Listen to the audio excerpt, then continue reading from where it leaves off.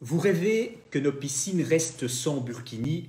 Ça tombe bien, nous aussi. Et pourtant, ce n'est pas une évidence. Vous avez, comme nous, suivi l'actualité tout au long de la semaine. Et une des actualités qui vous a probablement marqué, c'est cette nouvelle piscine en plein air à Anderlecht. Alors, bonne nouvelle, me direz-vous, enfin une piscine en plein air, on pourra se prélasser, on pourra faire quelques longueurs, mais par la même occasion, on a appris que cette piscine sera ouverte pendant 1 heure rien qu'aux femmes, 1 heure de baignade rien que pour les femmes. Et non seulement il y a cet aspect un petit peu dérangeant en termes d'égalité des sexes, mais en plus le burkini y sera autorisé. Alors vous avez bien compris que chez nous, nous ne souhaitons pas que les piscines soient burkini admises, nous nous opposons à cela. Ce n'est pas notre vision de la femme que de les voir sous un burkini. Nous pensons que les rapports entre les hommes et les femmes sont faits de complémentarité et pas de séparation. Et c'est en fait ça le problème aujourd'hui, c'est que de plus en plus souvent, toutes les mesures qui sont prises, non celles-là, elles séparent les hommes et les femmes et nous ne voulons pas de ce monde-là. Nous serons très vigilants, nous ne voulons donc pas de piscine avec burkini. Première actualité de la semaine qu'on souhaitait aborder, donc bienvenue dans les actualités de chez nous. Les actualités de chez nous, je vous le rappelle, ce sont des actualités vues un petit peu différemment de tout ce que vous entendez quand vous écoutez, quand vous regardez la RTBF, quand vous lisez Le Soir, Le Vif, La Libre. Ce sont des actualités présentées avec un autre regard, le regard de chez nous. Deuxième actualité que je vous souhaitais aborder avec vous, c'est la nomination d'Ihsan Awash. Ça vous a sûrement choqué aussi. Alors Ihsan Awash, on la présente comme très compétente et probablement qu'elle est, on n'en sait rien. En fait, Ihsan Awash, elle est voilée, elle porte le hijab. Et non seulement elle porte le hijab, mais en plus elle a été nommée commissaire du gouvernement à l'Institut pour l'égalité homme-femme. Ça nous pose fortement problème. Encore une fois, pour nous, l'égalité entre les hommes et les femmes, ce n'est pas de voiler les femmes. On estime que chez nous, on n'a pas à voiler les femmes. Ce n'est pas notre vision des choses. Nous voulons des femmes qui arborent leur chevelure, qui arborent leur sourire. C'est notre vision des choses. Alors vous me direz, c'est souvent ce que j'entends, oui, mais ces femmes sont libres. Effectivement, peut-être qu'elles sont libres de porter le voile. On ne va pas ici ouvrir un débat qui pourrait prendre des heures, qui serait très passionnant sur l'islam, sur le rôle de la femme dans l'islam, dans la religion de façon plus générale. Non, mais en tout cas, le voile, c'est un marqueur identitaire fort. C'est le marqueur d'une religion et on estime que ce marqueur-là est en confrontation avec notre identité profonde. Nous ne voulons pas du voile, en tout cas dans une institution comme celle pour l'égalité entre l'homme et la femme. Ça nous semble tout simplement absurde, c'est une aberration profonde, nous ne voulons clairement pas de cela chez nous. Alors, on a beaucoup entendu les partis politiques se manifester. On a entendu le MR sur les deux actualités qu'on vient d'aborder s'indigner. Alors, on a entendu Georges-Louis Boucher sur les ondes, on l'a beaucoup vu tweeter parce qu'il aime tweeter. On a aussi entendu Corentin Desailles, qui par ailleurs est assez brillant. Corentin Desailles a demandé à Ihsan Awash d'enlever son voile. Et c'est très bien. Mais après, on ne va pas se voiler la face nous-mêmes. À un moment donné, si on accepte que des femmes soient voilées, si on observe la progression de l'islamisme dans notre pays, c'est la conséquence avant tout d'un autre phénomène. Et ce phénomène, c'est l'immigration de masse qui touche nos pays depuis plusieurs décennies. Alors le MR a beau jeu de s'indigner, il faut quand même rappeler que le MR a été au gouvernement fédéral depuis 1999. 1999, souvenez-vous, c'était la majorité arc-en-ciel avec le PS, avec Écolo, qui reléguait les démocrates chrétiens, les sociaux-chrétiens dans l'opposition. Mais depuis, le MR a été dans l'opposition. Et depuis les années 2000, depuis 2000, si on observe les statistiques, le nombre de Belges d'origine belge a diminué dans notre pays et est passé de 81% à 67%. Donc c'est quand même un marqueur intéressant et on est quand même à un moment dans une situation où on voit les choses évoluer. Et le MR a finalement appuyé toutes les décisions, a voté toutes les lois qui ont permis davantage d'immigration. Alors, On va en lister quelques-unes. Alors, il y a eu la régularisation massive au tournant du siècle, en 2000. Il y a eu, au même moment, il y a eu cette fameuse Snell-Belgwet qui a octroyé la nationalité à peu près tout le monde. Chez nous, on estime que pour obtenir la nationalité belge, il faut la mériter. Comment on la mérite?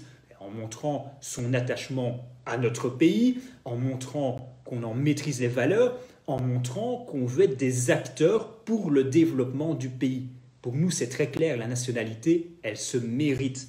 Mais la Snell-Belgwet, elle a finalement détricoté toute notion de nationalité et c'est assez inacceptable pour nous. Il y a eu ces deux lois.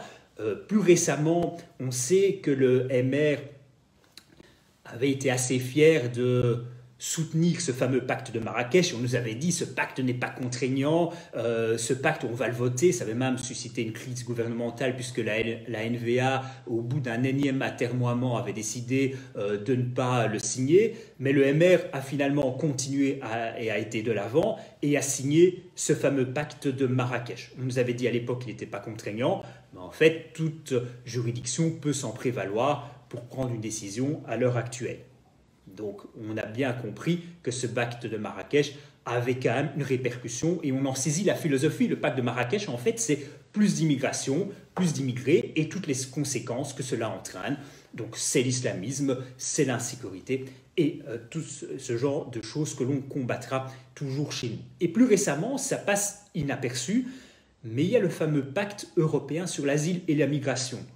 Ce fameux pacte, en fait, il est décidé au niveau européen, c'est un pacte assez opaque, ça n'a pas vraiment été relayé par les médias et pour cause. Avec le pacte européen sur l'immigration, c'est potentiellement 60-70 millions de migrants en plus dans nos pays dans les années à venir. On s'y oppose, nous combattons l'immigration massive en raison de toutes les conséquences qu'elle peut avoir sur notre mode de vie. Et l'urgence, c'est finalement de veiller à l'intégration des personnes qui sont présentes dans notre pays. Et on le rappelle, toutes les personnes présentes qui font l'effort de s'intégrer, qui contribuent au bien-être et qui aiment tout simplement notre pays, sont les bienvenus chez nous. Il n'y a aucun doute là-dessus.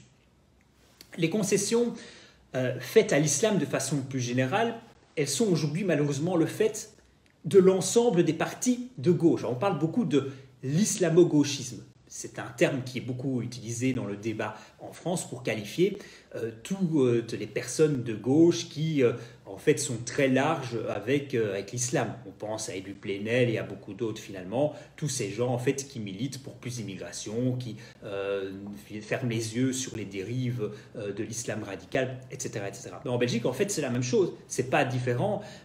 C'est même, en fait, en Belgique, 50 nuances d'islamo-gauchisme qu'on a. Entre l'islamo-extrême-gauchisme du PTB qui voit dans les musulmans les nouveaux damnés de la terre qu'il faudrait défendre coûte que coûte, entre l'islamo-écologisme, et on voit bien écolo finalement c'est le parti le plus concerné, c'est écolo en fait qui a désigné Issam Awash à l'Institut pour l'égalité homme-femme, c'est la secrétaire d'État écolo qui l'a nommée, et en fait c'est une secrétaire d'État. Vous me croirez ou non, mais c'est une réalité, c'est une secrétaire d'État à l'égalité des genres et à la diversité. Donc en fait, c'est une secrétaire d'État que vous payez avec vos impôts. Pour nous, ce type de secrétariat d'État n'a pas ses raisons d'être. Donc il y a l'islamo-écologisme, mais il y a évidemment l'islamo-socialisme. On le voit bien avec le PS, il suffit d'analyser la composition des listes électorales du PS dans les communes, aux élections communales et même de façon plus générale. Et enfin, l'islamo-humanisme, le CDH. Rappelons que le CDH, c'est le premier parti en Europe qui a fait élire une députée voilée. Malheureusement pour eux, cette députée voilée n'était pas très au clair avec le génocide arménien et ils ont finalement dû l'exclure, bien obligé. Donc, premier sujet que nous souhaitions aborder avec vous, de façon plus générale, petit point sur l'ensauvagement. En fait, vous suivez l'actualité et tous les jours, aujourd'hui, vous êtes en droit de vous indigner. Vous êtes en droit de vous indigner quand vous voyez, par exemple, qu'après la défaite des Diables Rouges contre l'Italie, le magasin Nike rue Neuve est pillé, vandalisé. Alors, Nike avait soutenu le Black Lives Matter. On ne dira pas que c'est bien fait, certainement pas, mais encore une fois, une preuve d'ensauvagement. Dans certains cas, c'est beaucoup plus dramatique encore. On a eu cette semaine Jean-Louis qui a été tué lors d'un cambriolage à Dilbeek alors qu'il essayait de protéger sa maman. C'est dramatique. Nous, ça nous touche dans notre chair et on combattra toujours cette insécurité-là. En Allemagne, Steffi, une jeune femme de 24 ans qui avait été acheter une robe pour le mariage d'une de ses amies, est victime d'un acte terroriste, poignardée par un ancien sans-papier. Vous avez su l'actualité, c'est plusieurs morts, c'est 3 femmes qui ont été tuées à cette occasion-là. Et enfin, plus dernièrement, Peter de Vries, auteur de documentaires aux Pays-Bas, a été blessé par balle à Amsterdam. Pour nous, il n'y a pas de place pour l'insécurité. Pour nous, c'est une tolérance zéro et on ne laissera jamais s'installer dans notre pays un sentiment d'insécurité et même une insécurité qui tous les jours prend des tournures de plus en plus dramatiques puisque le conflit de civilisation, y compris maintenant, se joue parfois dans nos quartiers. On le voit en France et on n'a pas envie que ça devienne aussi le cas de plus en plus souvent en Belgique. Enfin, dernier mot, puisqu'on est aussi très intéressé par les questions économiques, c'est le budget wallon. Alors, ceux qui me connaissent savent que j'étais attaché parlementaire en 2014 et à l'époque j'entendais déjà ce mantra, il faut retourner à l'équilibre budgétaire dans les années qui viennent, en 2017, en 2018. Et finalement, aujourd'hui vous lisez la presse, qu'est-ce que vous lisez? En fait, l'équilibre budgétaire est prévu pour 2024. En d'autres termes, cet équilibre budgétaire, c'est comme le monstre du Loch Ness, on ne le verra jamais. Même chose à la Fédération Wallonie-Bruxelles, c'est encore cette année 1 milliard de déficit. Le Covid n'excuse pas tout, il faut d'urgence revenir à des politiques de bon sens. Il faut gérer nos régions, nos communautés comme des bons pères de famille. Voilà pour les thèmes que je souhaitais aborder avec vous cette semaine. Alors n'hésitez pas à commenter et surtout n'hésitez pas à nous partager, n'hésitez pas à parler de nous, n'hésitez pas à nous rejoindre. Encore une fois, chez nous, c'est un parti politique. C'est la dernière occasion en Belgique francophone de faire triompher nos idées. Donc rejoignez-nous, on compte sur vous, on sait que vous êtes d'accord avec nous majoritairement. N'ayez pas peur de vos opinions. On a écrit cette semaine d'ailleurs un texte assez intéressant là-dessus.